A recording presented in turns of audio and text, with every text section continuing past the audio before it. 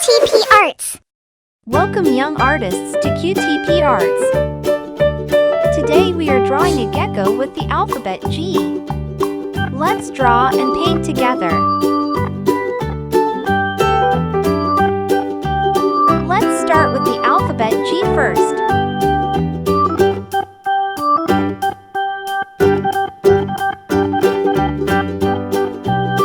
Let's add some curves.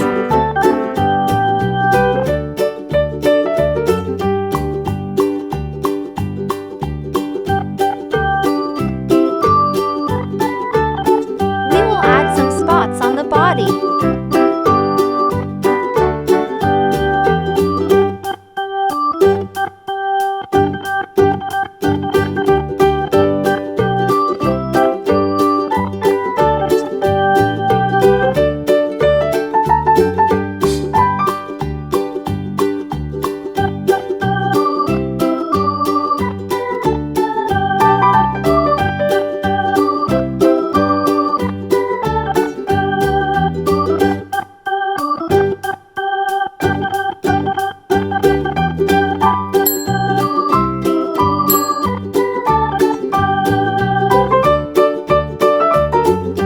Let's color it together now.